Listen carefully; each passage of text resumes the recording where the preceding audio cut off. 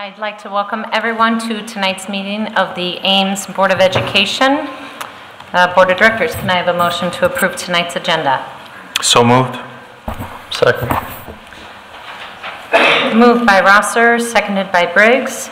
Those in favor indicate by saying aye. Aye. Opposed? Passes 7-0. Director Bankin, will you please read the mission statement?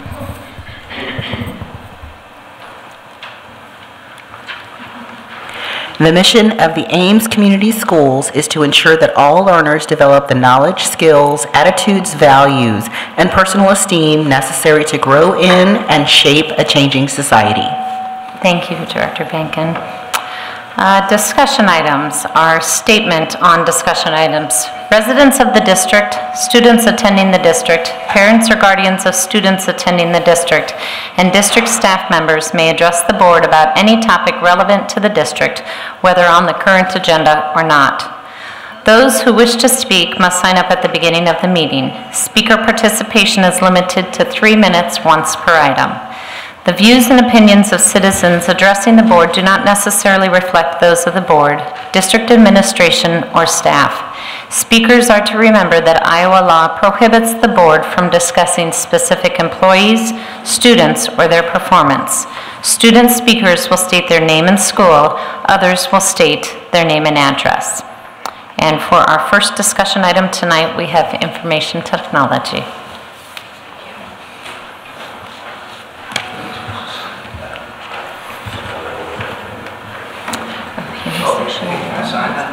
You didn't? That's what. Okay. I just never went to your board meeting before. So Okay. appreciate it. Sorry. Go ahead, Wanda.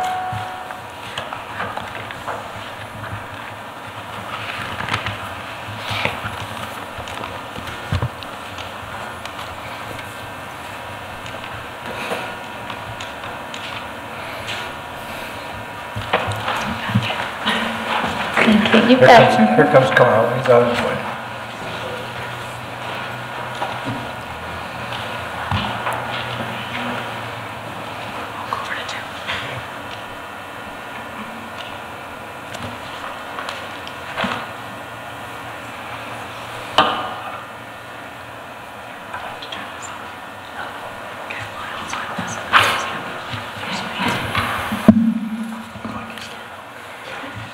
Good evening. My name is Vonda Junk, and I'm a teacher on special assignment for Career and Technical Education, or CTE. I'm here to give you a little bit of background on recent legislation that redesigns career and technical education in the state of Iowa. It's called House File 2392, and it passed on May 26th of 2016.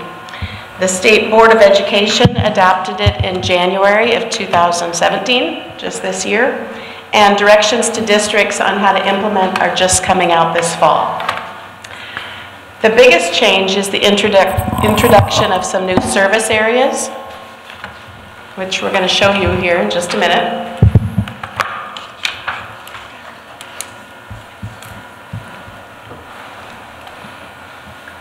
The 6 colored spokes on this wheel represent the 6 service areas.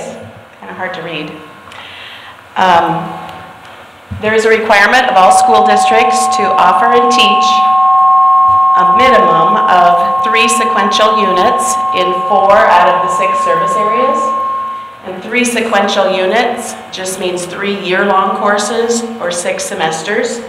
So we must offer 4 of these 6 service areas. We were impacted because business and marketing used to be 2 separate service areas, and we offered both of them. And now under this new legislation, they have been joined into 1 single service area. It's this one called Business, Finance, Marketing, and Management.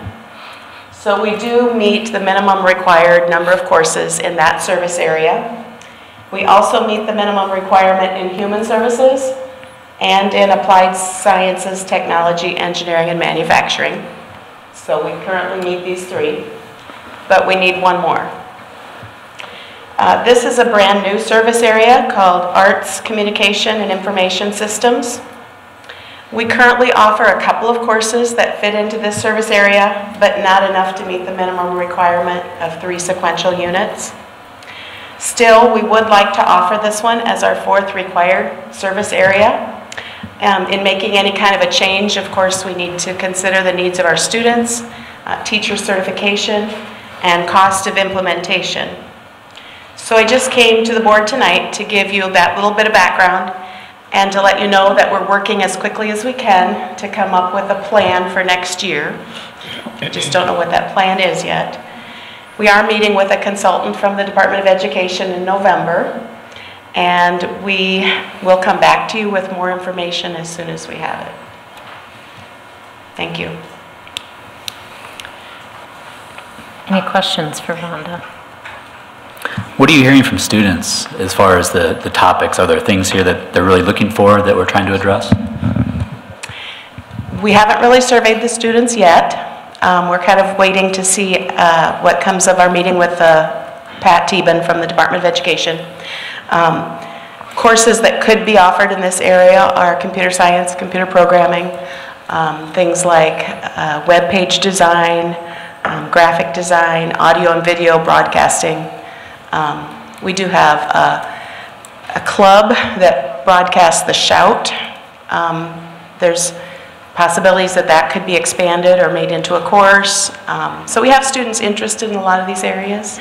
Before we make a decision, we'll want to hear more from them.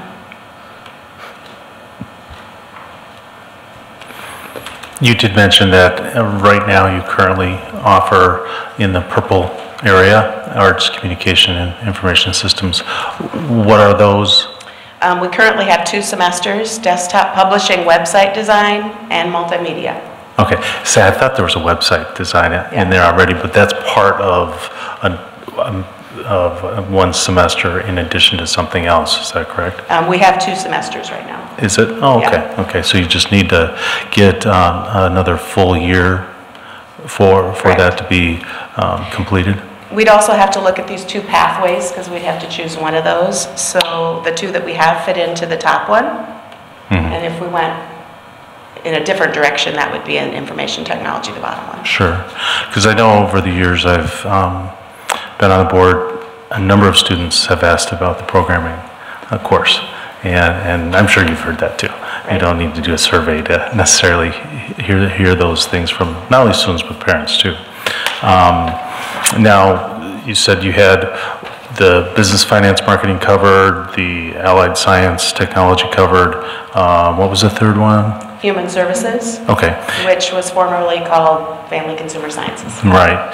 And then where are we at then with the health sciences and the agriculture, food, and resources? We have never offered those. Anything at all? Okay. So if we can't come up with something here, we'd have to choose one of those. Sure. In the health sciences, where does the health class that the students take fall? Well, that's the only required course right now, so we need a lot more in that area. Okay. There are courses within human services on parenting and child development that could possibly be connected there. Okay. Okay, so there are some things that we're doing already that maybe we just need to build maybe. on. Yeah, right. Another thing is teacher certification. For all of these courses, you'd have to have CTE endorsed teachers. Of course. Not science or math or. Okay. So we're looking into that too. Okay, thank you.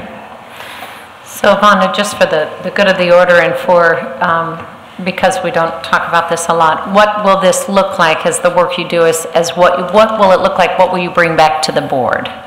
Well, the potential potentially new courses offered for next year, which the deadline for new courses is supposed to be October, which is why I hurried and came in tonight, but we may be a little bit behind that, and we'll get back to you as soon as we can. Mm-hmm. Thank you. Any other questions for Vonda? Get it working, Carl? Thank you. Stand up here for moral support. Yeah. Okay. Back up. There you go.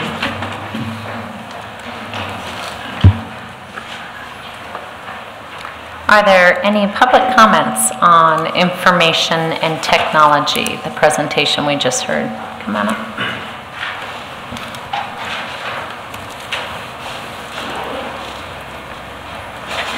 Angela Shaw, 1707 Duff Avenue.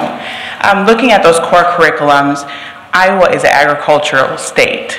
And one thing that we are lacking is students that are prepared to go into college for agriculture, food, and natural sciences.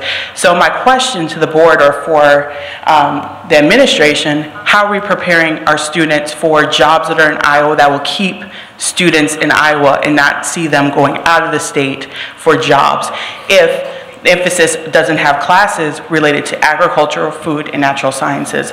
Also looking at that pyramid, health, that field is in demand for students as far as careers go. So I look to this board, and I know you can't make a decision. I mean, that takes time. You got to have CTEs, a lot of planning. But looking towards the future, why isn't agriculture and food and natural resources number one, easy? All these companies, it's mind-boggling. Thank you. Anyone else? Okay, thank you. Moving on to item 4, implementation of science courses at Ames High.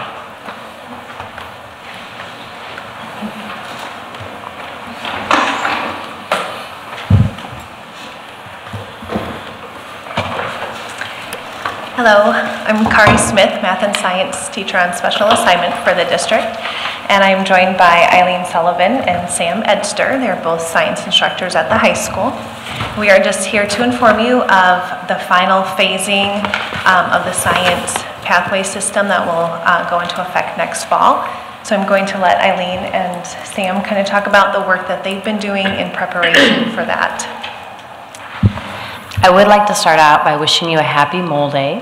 As a chemist, today on October 23rd, we celebrate Mole Day.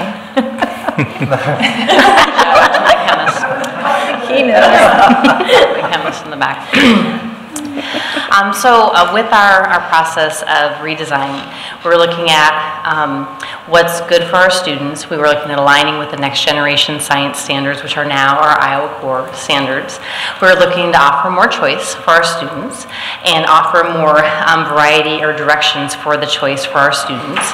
And the model that we came up with, you have the flow chart in front of you, the model we came up with does all those things. Currently, we have the freshmen, sophomores, and juniors taking courses in the science program, and tonight we're here to share with you information about the senior year, or our 4th year of this program, which will start this coming fall of 2018. One of the big purposes for our reorganization was to offer some more and varied choices for our students. So to get to the senior year finally and bring those courses to share with you is very exciting for us, because this is where we see the most variety realized for our students. So how we have it laid out for students in Path 1, after their junior year, they would be finished with the graduation requirement, but they certainly could move to Path 2 courses and take anything from the choices junior year or senior year as seniors at Ames High. For Path 2 students, they could move on to any of the 3 AP Science courses that are offered at Ames High, or what we're sharing with you tonight are 4 new courses to be offered: Advanced Life Science, Advanced Chemistry, Advanced Environmental Science, and Advanced Physics. Path 3 students, then, we would anticipate continuing on to another AP course. They are taking AP courses currently right now, or perhaps multiple AP courses depending on what their schedule allows. So specifics, about our new courses. For the Advanced Chemistry course, that's a continuation of Foundations of Chemistry, where the standards that were not covered in Foundations of Chemistry would be included in the Advanced Chemistry course. Or some people might look at it as our current system, or the system that we're phasing out, had a year of chemistry all in one. Now we're splitting it up into 2 semesters in 2 different years. And then Advanced Physics is much the same, that it'll be a continuation of the Foundations of Physics course, and they'd be finishing up introductory physics topics there as seniors. The other 2 choices I'll pass off to my colleague Sam to talk about. So with regards to Advanced Life Science, the students have already taken a full year of biology, so we kind of have a little bit more leeway. Our goal is, we've heard a lot of students talk about how they want more content regarding anatomy and physiology. So I think that's where we will be going for advanced life sciences, do some dissections and do more anatomy stuff, because that's really not covered in the NGSS standards. In regards to advanced environmental science, our goal is to do more public impact projects, looking at environmental issues that we're facing in Iowa and throughout the world, and figure out how we can make an impact publicly. So the way that those courses would finish out, then they're each semester-long courses, and depending on a student's desire and schedule, they certainly could double up on those courses. They're not prerequisite one before the other. What questions do you have for us? Are parents able to understand this? I know this was a concern initially when this rolled out a couple years ago, but what are you finding from feedback from parents? I'm finding that every year is easier as we get further away from the old system and the way that we've done it for years and years and years. We did make some adjustment to how we're describing paths 1, 2, and 3, because what we were finding is students really couldn't think ahead to when they graduated about where they might be going with these courses. So we changed our descriptions to be more true to what's actually going on in the classes. So we still anticipate path 2 having the majority of our students, and in those courses we're offering collaborative learning experiences and other experiences that are based on some projects and things like that. So experiences that are truly hands-on and looking for deep understanding there. So I think for students and parents and counselors, and really as we bring everyone along, the longer we've done this, the more understanding there's been. Good. Hi. I was hoping you could speak to how this plan was designed to address disparities amongst our subgroups in science achievement. Sure. So when we started working on this about 7 years ago, those were not in the forefront of our discussion at that time. The disparities were not being measured then necessarily. And our plan is truly intended to be based on choice for students. So a choice of, am I looking at doing AP coursework or college level coursework while I'm still in high school, then that's my choice for path 3. There's no one saying you have to do that or you can't do that. With path 2, the same idea. Path 1 is intended for students who need more academic support for that. So in terms of addressing the disparities within each class, we would certainly be using contact with parents, contact with counselors, plus period time to take any students who would be within the margins of the students who are being underserved or who are within that gap, and working with them individually. But we certainly did not ever design this plan to be putting any certain students in one particular pathway.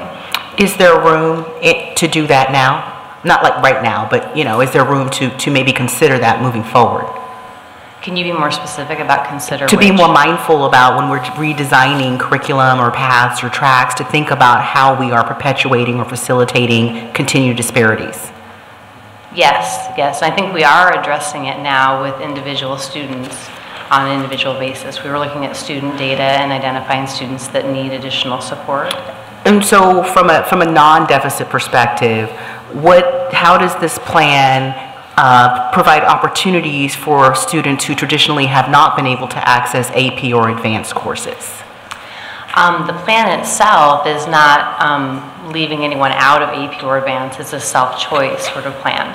We think it's actually better than what we had done, and we know it's better than what we had done because our more traditional plan had students as sophomores deciding you're going to take AP courses, and then typically they left AP instead of joining AP. So the way this process or this plan is designed is students can go through 3 years of science, and then they may decide that an AP course is right for them, so they've had 3 years worth of preparation elsewhere, which we certainly think is better for all students to have that background.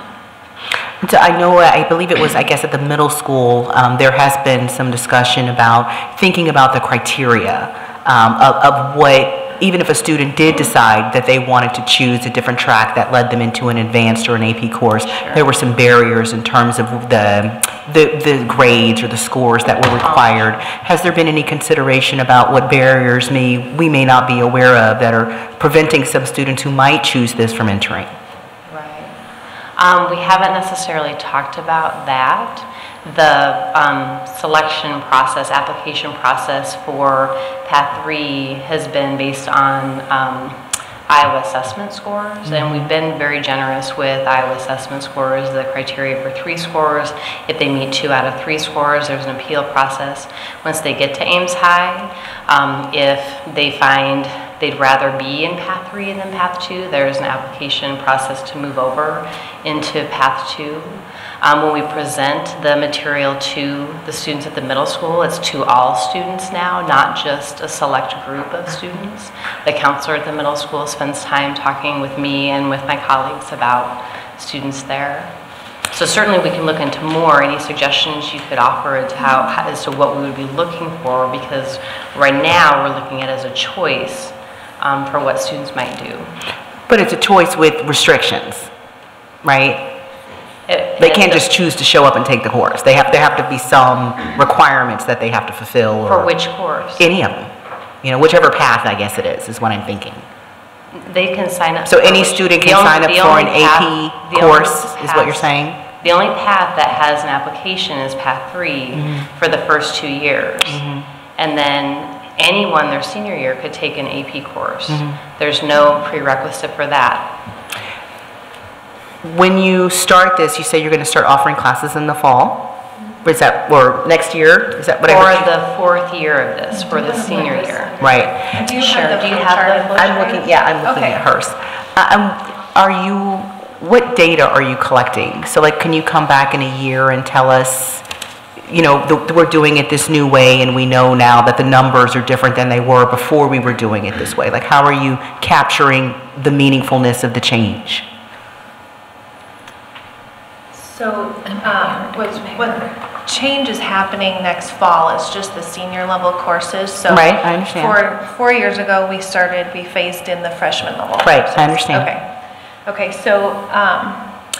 so what we saw previously with our AP courses especially is we would have 90 students start in AP biology as sophomores, and by the end of the first quarter there'd be 75.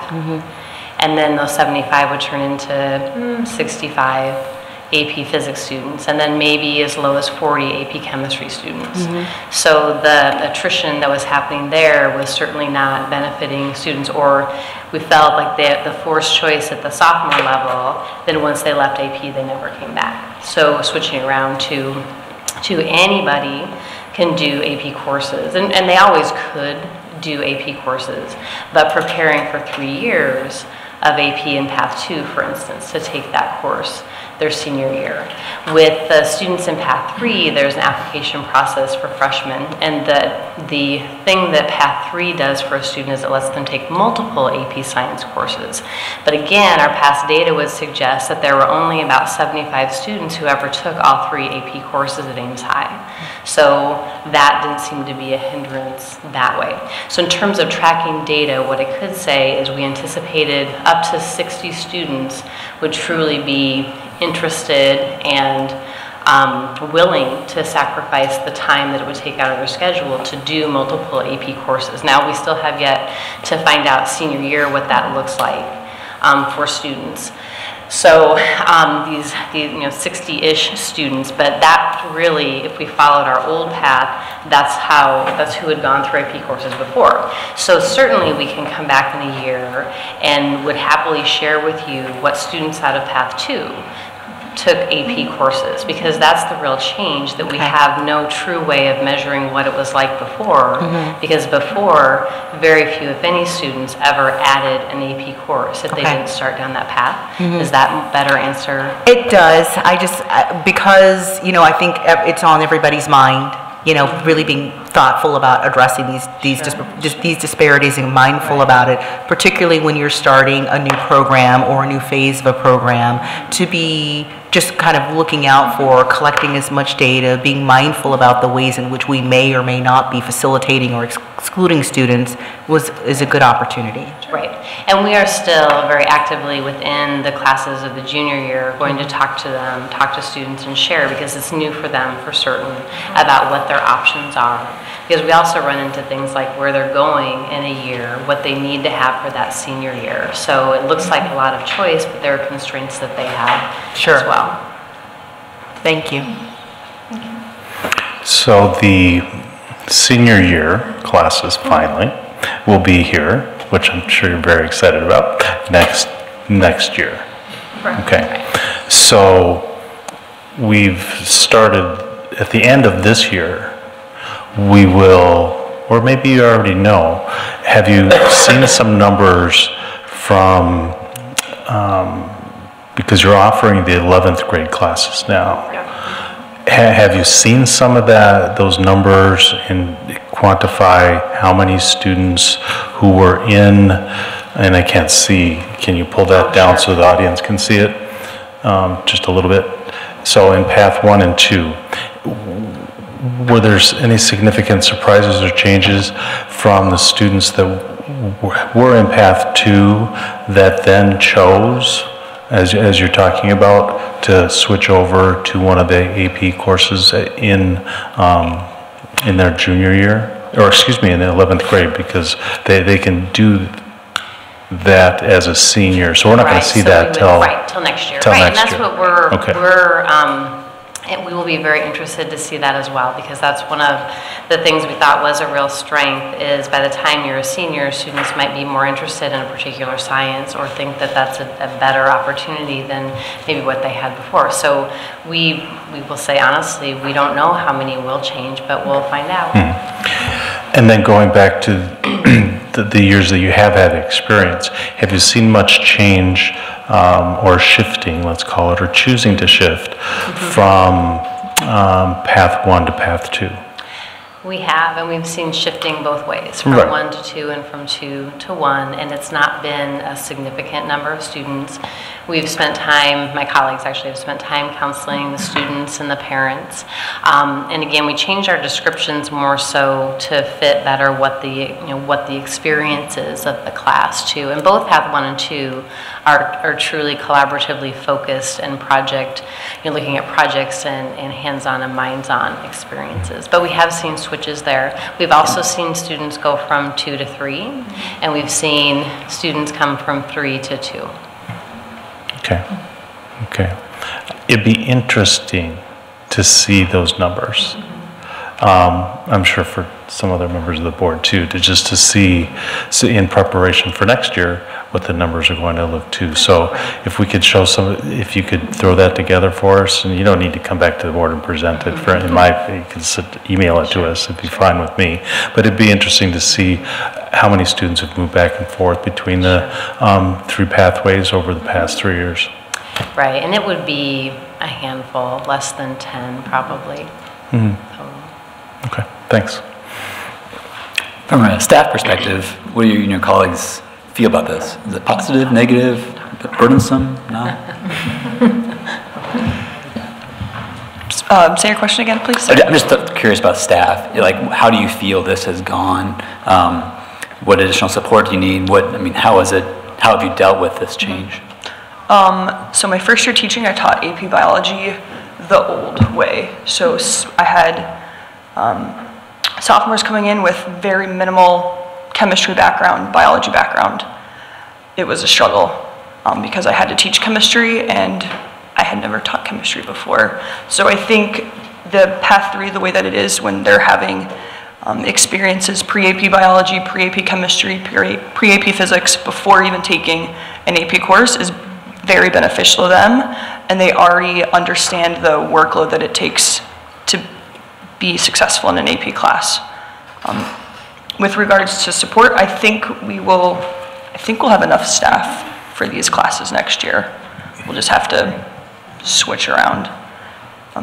Yeah. Thank you. Any other questions? Thank you very much for the presentation.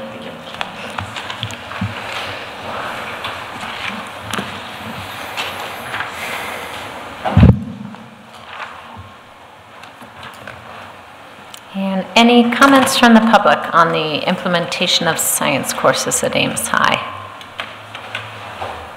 Alrighty, we'll go ahead and go on to item 5 and Title I budget. Anthony Jones.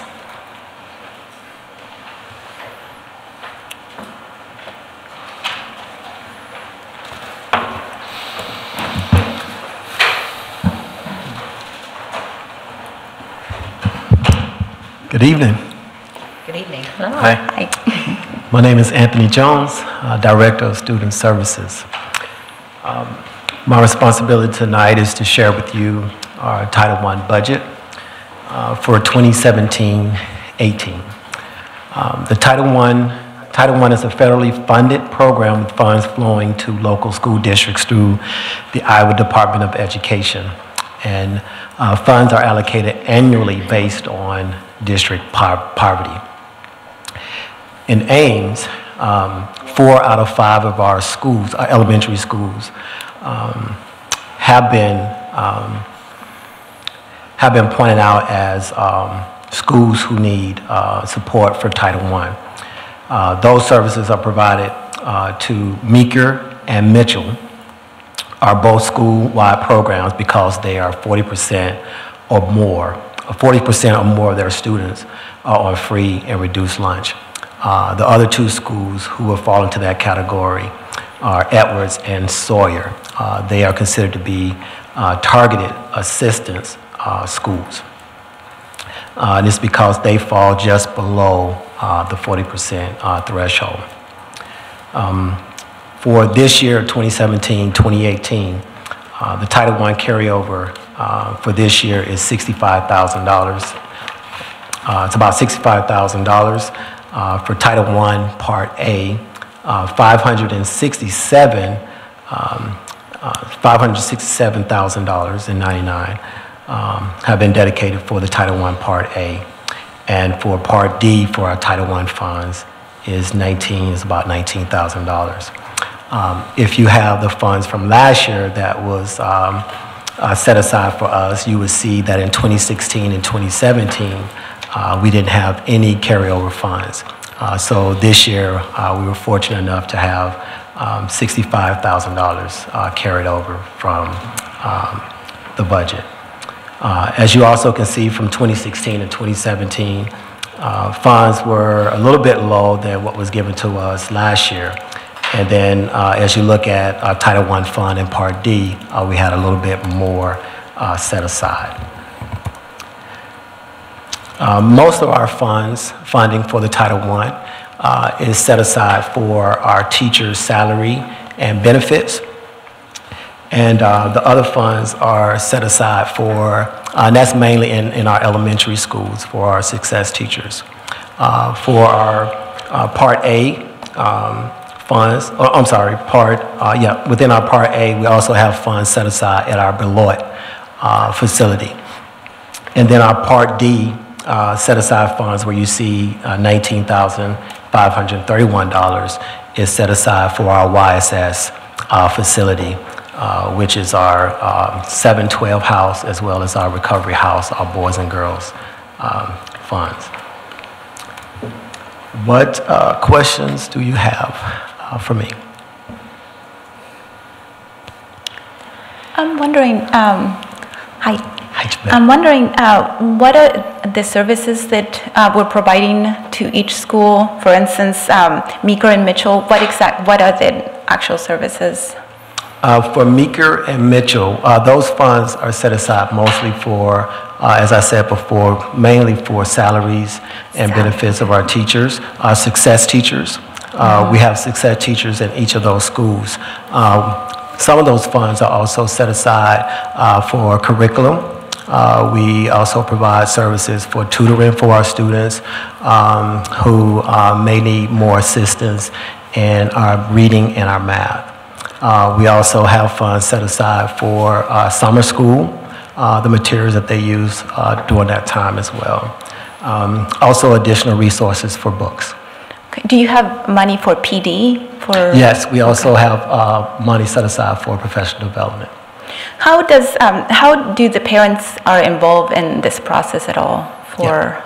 And so there's also funds set aside for parent involvement, and some of the things that I've noticed so far, having to have about 3 months under my belt in this position, one of the things that I know that in elementary there's some outreach to families such as family nights, and some of those events are used to kind of help prepare our parents for more information about things that are happening in school and how to better support their students at home, whether it's in reading or in math.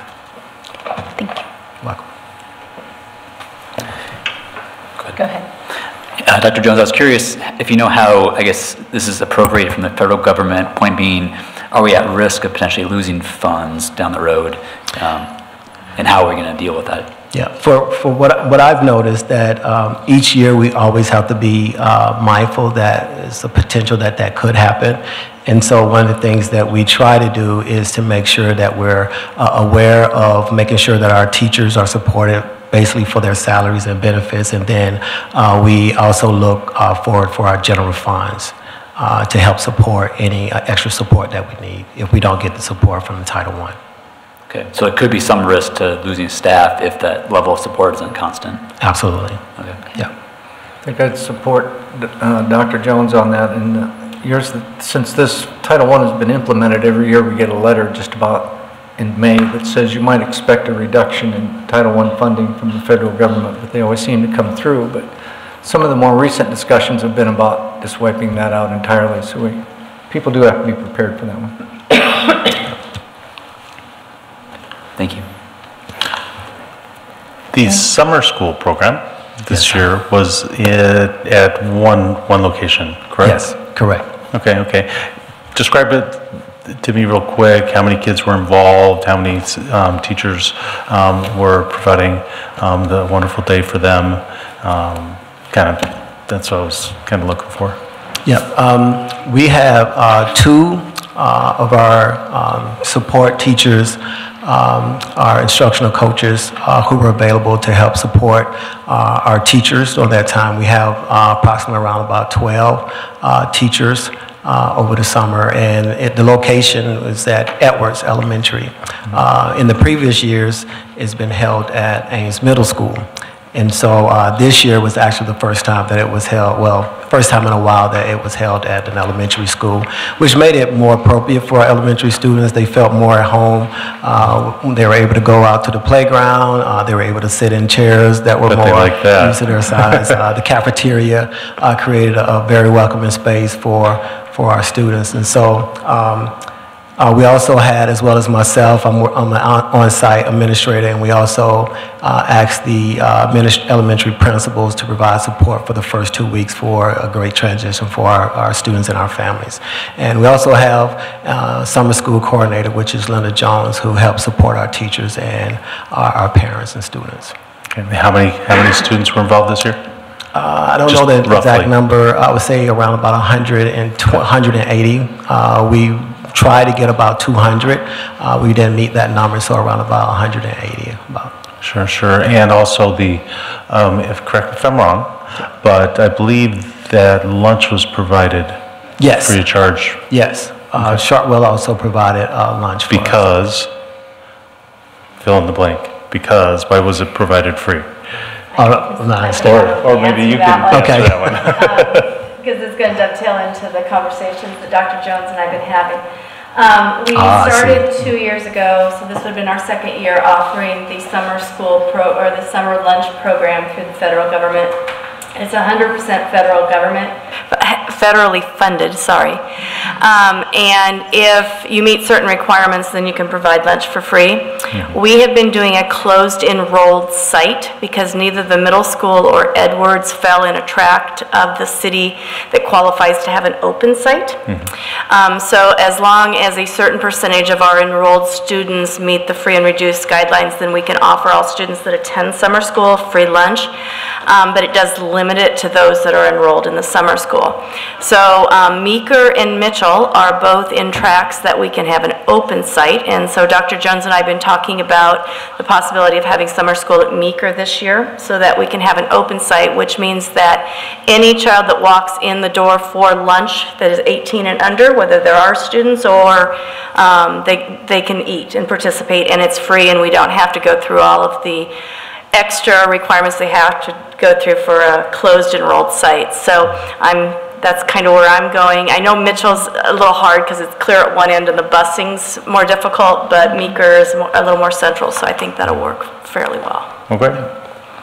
And the I hear only you guys thing- are working on that. Yeah, but the only thing that we'll have to be mindful, because it's an open site, it was easier at Edwards to kind of monitor the students during lunchtime. And so when it's an open site, we have people coming in, or students of age coming in from the community who can take part in that. So just being able to be mindful of how we will monitor, especially for security, as people are coming in and out. Sure, because there are other open sites in the community that, you know, they have access to, so.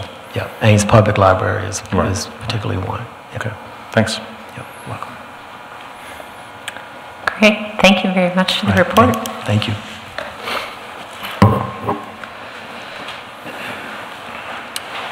Any questions for the board on or public comments, I'm sorry, on the Title I budget?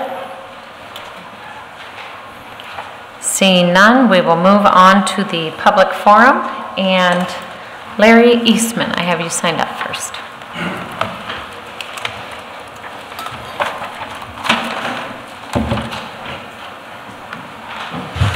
So my name is Larry Eastman, 18385 590th Avenue in Nevada. I have a recent graduate of Ames High and a daughter, a senior right now. So my question is this, more of a question than a statement. Considering the recent events from the football game a couple weeks ago, is there going to be some kind of transparency to the community, to the parents about this? Any sort of culpability? Was this educated response by the students? Was this an emotional response by the students? I guess that's my question to start with. Okay. I guess probably directed more towards Dr. Taylor since he's the superintendent. So he is writing the question down. During the public comment time, it's an opportunity for our public to pose questions or comments, and then we can either address them later on in our meeting during the board and staff comments, or someone can get back to you. Okay, so there would be no answers. All I can do is talk, and there's no answers for anything. During the public comment time, it's an opportunity for public to come and provide either comments or questions to us, but there's not a response from the board. Okay, I've never been here, so that is my question. So I guess the community probably really wants an answer, so that's what I'm presenting to you guys, is that we would like to know why this occurred, and a response either from the district as far as, you know, the whole outcome, just more of a reasoning behind it, and also what the actual protest was about. I think people have questions about that. Okay. So, all right, thank you. Hear in some form of that. Thank you.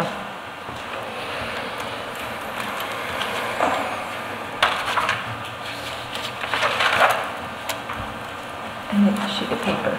Oh, sorry. He's coming up, so he'll be able to say sorry. Hi, folks. And so, actually, Dennis, pardon me, will you please state your name and your address first? Oh, yeah, please? sure will. My name is Dennis Haslip. I'm at 622 Douglas Avenue in Ames, Iowa. I have a student at the high school. Okay. Okay, so I wouldn't be here wasting the board's time if Mr. Taylor would return my phone call. I called you beginning last Monday. I've called you no less than 10 times. I've been to your office and left a message with your secretary, and I'm yet to hear from you, sir. Very unprofessional. Did Spence Evans return your phone call? Yes, sir. Mr. Spence returned my phone call, but you did not. So, I actually had to remove my son from the school to get Mr. Spence to return my phone call. You can ask Mrs. Mooney, who is at the high school. I called starting Monday morning to find out what had been going on. I didn't receive any feedback from the school. Mrs. Mooney will tell you that I have been nothing but respectful, not hostile in any way. I just wanted some answers as to what had happened at the high school, right? I mean, we're on CNN and Fox News. So I didn't get any answers. The questions that I asked Mr. Spence or Mr. Evans, I don't feel like he adequately answered my questions about the events. So here are my questions for the board. I would like to know if the board is in fact going to do any sort of investigation as to what happened, and if the administration had any direct input into the decision-making process of the kids. And what I mean by that is, if some kids are going to protest and other kids want to wear red, white, and blue and jump up and down and have a counter protest, if we're going to have unity, then you have to do both. So I want to know if the administration had any say in any of that at all. Secondly, I would like to know how one actually goes about filing an official grievance or complaint against someone in the administration with the school board. There doesn't seem to be a pathway for that, and Mr. Evans couldn't answer that question for me. Thirdly, after all of the phone calls and being so uptight about all of it for so long, you start to talk to teachers and other parents, right? What I would like to, and I didn't know this before when you said that the board can't discuss individuals, right? What I would like to know is, if I wanted to know how much the principal at Ames High School made for his salary, where would I find that information? And then also, where would I find the attendance record of the principal at Ames High School? Because to the best of my knowledge, his attendance record for last year would not have gotten him to pass the grade, let alone earn a paycheck. So these are my questions. I'd like to know, without response from the superintendent, how I can make decisions based on my son going to high school here and what's being done with my tax dollars. And I'll say this, you guys have never seen me before, right? None of you ever seen me in here before, because this is my son's 4th year. You guys run a great school district. Everything's cool. The high school's beautiful. My son's getting a great education. Thank you all very much. But when it comes to responsibility, I'm not sure that the administration is taking responsibility in an appropriate manner. So if we're going to teach our students that they can make grown-up decisions on a national level, then we should be able to present to them that we can make grown-up decisions that lead our community with answers and transparency. So, thank you very much. I appreciate your time. And like I said, y'all are doing a great job. I appreciate it. Thanks, Dennis.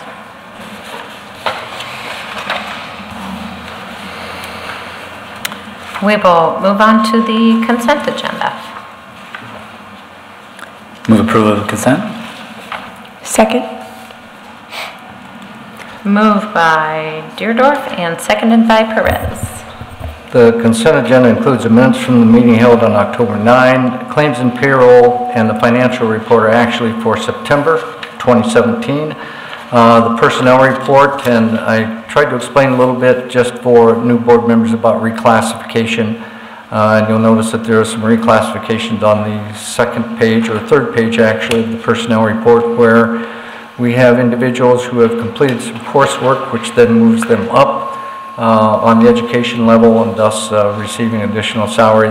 The deadline for that, by the way, is November 1 to submit those. There are gifts to the district. And again, while we're on this, and I want to thank the Ames Home Builders Association for their donation for the 4 scroll saws for our industrial tech program. This particular consent agenda includes cash in the amount of $27 from Aaron Batazza to Edwards School, Post-it notes, flags, sponges, tape, and hooks from John Peeler at 3M Corporation, Edwards. Asbestos abatement services on the high school softball ticket booth were donated by Green Environmental LLC during the demolition of the high school softball complex this past week. And cash in the amount of $488.23 from Northminster Presbyterian Church to our district homeless program. There are no continuous open enrollment applications for approval this week. Great, it's been moved and seconded. Additional discussion? All those in favor of the consent agenda, consent items as listed indicate by saying aye. Aye. Oppose?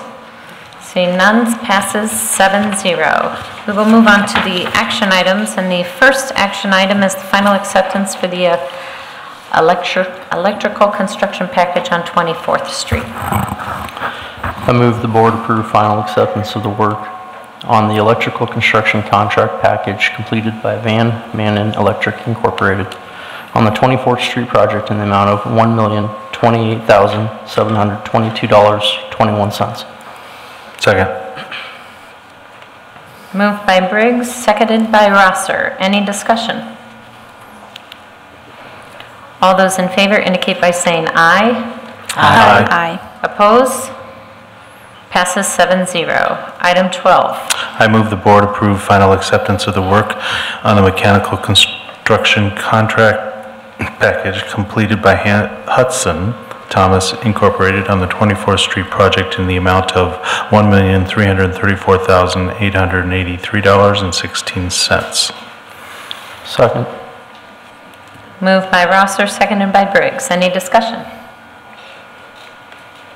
All those in favor indicate by saying aye. Aye. Opposed? Nay. Passes 7-0. Item 13. I move the board shall set a public hearing on the conveyance of the above described property for November 6, 2017 at 6:30 p.m. in the boardroom at the district offices at 2005 24th Street, Ames, Iowa, and the secretary is authorized and directed to prepare, publish, and distribute the notice of hearing. Second. Moved by Deerdorf, seconded by Rosser. Discussion. I need to know what's going on here. I don't know what this one is. So when we were looking to transfer that property to the city, part of the issue is the south property line is not straight, and there's been some encroachment by those neighbors, mainly through fencing and maybe a structure here or there. So instead of trying to work out this jagged line, the city asked to be straightened off. So we approached the neighbors, and within the packet it talked about the amount that they're contributing and also the legal cost, the abstracting cost to get this done. So it's just making it easier for all parties involved to transfer title that way. Thank you. Yep. Any other discussion? All those in favor indicate by... Roll call. Briggs, aye. Finken, aye. Perez, aye. Deerdorf, aye. Franzen, aye. Rosser, aye. Colton, aye. Passes 7-0. Board and staff items. Items from the board.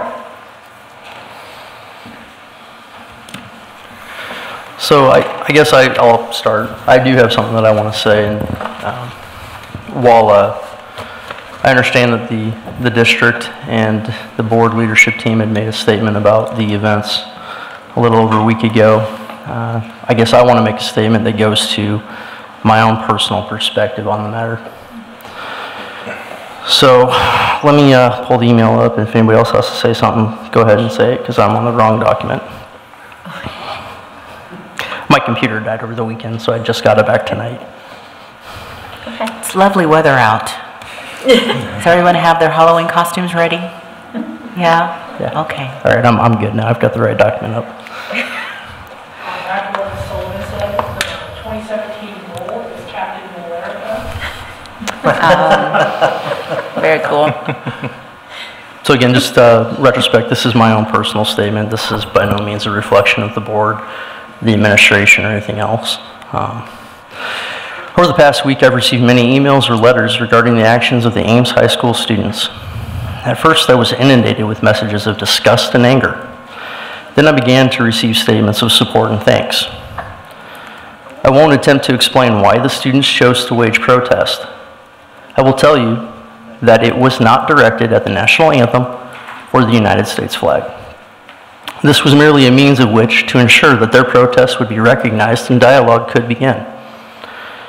For those who felt disrespected or angry, you're entitled to feel as you do. Understand that the anthem and flag don't feel, they symbolize. They symbolize the founding principles of our country and the documents that establish it. Rather than accusing that the students are protesting those principles or the sacrifice of those who have protected it, we would be better served to recognize that this action has drawn attention to these things. The Declaration of Independence states, all men are created equal, that they are endowed by their Creator with certain unalienable rights, that among these are life, liberty, and the pursuit of happiness. The Constitution furthers these ideals by establishing the government's purpose in the pursuit of them. It states, in order to form a more perfect union, establish justice, ensure domestic tranquility, provide for the common defense, promote the general welfare, and secure the blessings of liberty to ourselves and our posterity. Lastly, the Bill of Rights expands upon the Declaration's certain unalienable rights. The actions of the students has caused a dialogue, but is it the right dialogue? If not, is it because of the delivery, or is it because of the reception? We should be talking about these represented ideals and whether or not we are living up to them as individuals. After all, the documents aforementioned speak to individual rights and understanding, not the governments or the countries. I have sworn an oath to serve these founding principles 3 times in my life. I have also sworn to defend them. It doesn't matter if I agree with the views or not. I would be a hypocrite to stifle the rights of others just because I may disagree or don't understand their views while demanding them for myself. We witnessed a peaceful expression from a gathered group of individuals that desired to wage a grievance. It was respectful, and if you don't understand, wouldn't it be more beneficial to reach out to those who share their views and listen to them? You will never understand differences in perspective if you aren't prepared to listen to the other person. When you demand that they hear your disdain, you've already ended the conversation, preventing the ideas and deeper appreciation for one another. I would challenge all of us to realize that no one of us is the same. I'm not just speaking for what we see or what we practice, but our personal experiences and thoughts as well. We are diverse, and we should recognize and cherish that we are diverse. No one has walked in my exact steps, and I have not walked in anyone else's. Let's start the conversation by first listening. Let's start by hearing, recognizing, respecting, and ultimately understanding one another. If you want to know why a protest was waged, ask. I caution you, however, that you better be prepared to listen, even if you don't agree with what you hear. It isn't your experience, it's theirs. And if you believe in the ideals that make this nation what it is, you will want to act individually to ensure that those ideals apply to all. I'll start, you can follow my lead. As a veteran, I found displeasure in the action of these students. Then I asked myself why, and I realized I didn't know their reasons. I want to thank the students of Ames High for having the personal courage to act on the desire to seek change, and to do so with integrity. You've gotten my attention. I'm ready to listen to you. I'm not going to judge you for your thoughts. I'll go next. Like Director Briggs, or actually the entire board, a lot of the emails that we started receiving were quite negative. And thankfully, as time went on, they became very, very supportive and more so and more meaningful from the community. I personally was quite proud and very supportive of the thoughtful, peaceful, and respectful actions that the students took last week to protest the racial discrimination, whether it's sexism, homophobia, or other injustices that they have in society last Friday. Also, I was very pleased with the educational professionalism that our high school principal, Spence Evans, and high school band director, Chris Huwen, and other members of the high school staff displayed in working with the students with diverse opinions, because not all the students, they had very diverse opinions regarding this. They found common ground and ultimately created a sense of unity at Friday night's game. I was in attendance at that game, watching my son in the band and the football game. And I was an eyewitness to how the collaborative efforts of the students and the staff throughout the week leading up to Friday night's game resulted in a subtle, peaceful, very respectful exercise of all students' free speech rights. From my perspective as a former member of the armed services, this I believe strongly, and as a parent of a student at Ames High, I think this has been a very meaningful experience for everyone involved, for the students, for the staff, for the community, and more than anything else, I hope graduates of Ames High throughout the country and others, adults throughout the country, and even those here in the community that do need to do a little more listening, like Director Briggs referred to, can look at the example that these students really set by looking at coming together, talking about their differences, and how they would solve the problem of still being able to speak their viewpoints at the game, because it was students wearing red, white, and blue, it was students wearing pink, and it was students wearing all four colors. And they were united from my viewpoint. So, thank you very much. Again, I want to commend the staff, but more importantly, the students and the courage that they took in standing up for issues that are facing society and that they, more than anything else, are going to have to deal with more and more in the future. I want to tell the students that I fully support them. I understand why they did it. I get it. I see them, and I respect them, and I'm very proud of them.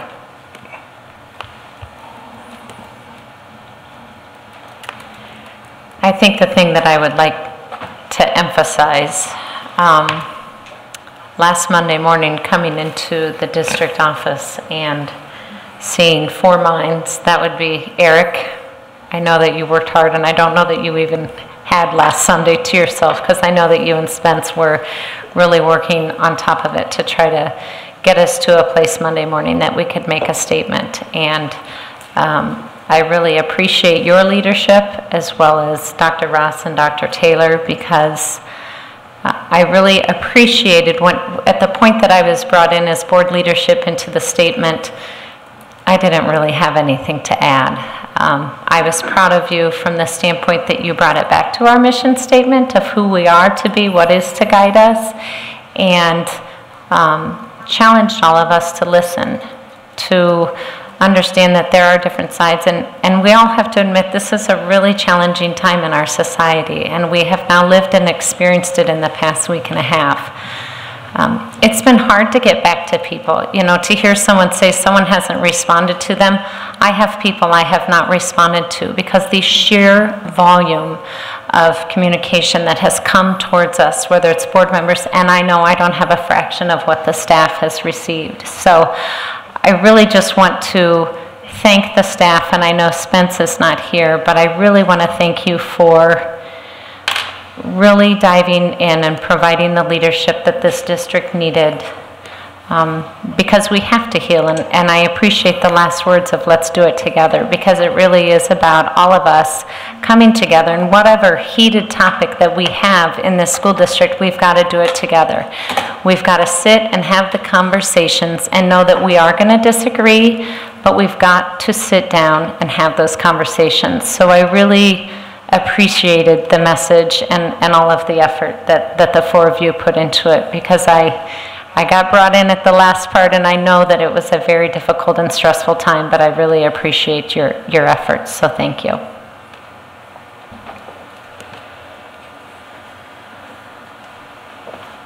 I'll go next. You can go. I wanted to express appreciation as well. I think that the message that came out from the school district was wonderful, and I also wanted to commend Dr. Taylor for the message that he put out there as well in support of the students and the staff. I think this is a really great school district, and this really shows just how wonderful of a school district we have.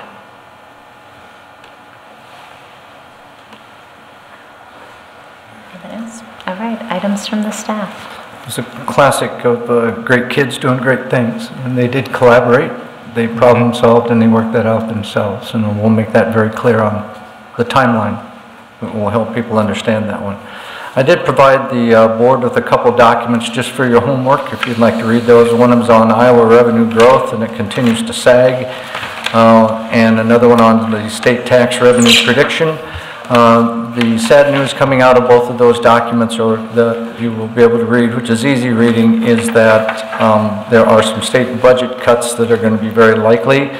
How that impacts education could be pretty interesting. I know that they did downgrade their revenue estimate by about $130 million. They will come back again in December to make additional revisions to their forecast, but I wanted the board to be aware of that. Dr. Ross wanted me to announce that the SIAC, the School Improvement Advisory Committee, as a result of some changes at the state level with the fall reading screeners, become necessary to postpone the first School Improvement Advisory Committee meeting of the year. And this change in dates will allow us to have current and accurate information to share after this first round of testing. The new date for the first SIAC meeting is now scheduled for November 9. 6 o'clock right here in the boardroom at the district offices, and Dan Andrews, who's responsible for facilitating that, will be sending out additional information in the near future. Not last, but certainly very important, wanted to announce, as Eric did get it out already, that we had 13 high school band members, 9 orchestra members, and 3 vocalists who were selected for the Iowa All-State All-Star, All-State performance, which will be held in November. So that's a very nice total of personnel coming from our Fine Arts Department. We are trying to put together the certified enrollment count. I can tell you that our enrollment is up. I will be able to give you the exact numbers as we come back for our meeting on November 6th. I think you're going to like those numbers, by the way. Also, we'll be looking at allowable growth for ESL, the homeless program update. The ISB convention is on the 15th, 16th, and 17th of November. If you're still interested, please contact Kim and she can get you signed up. And we're also trying to get our very first board committee meetings for PEPL, Facilities, and Policy Committee on the agenda. Those are my items at this point.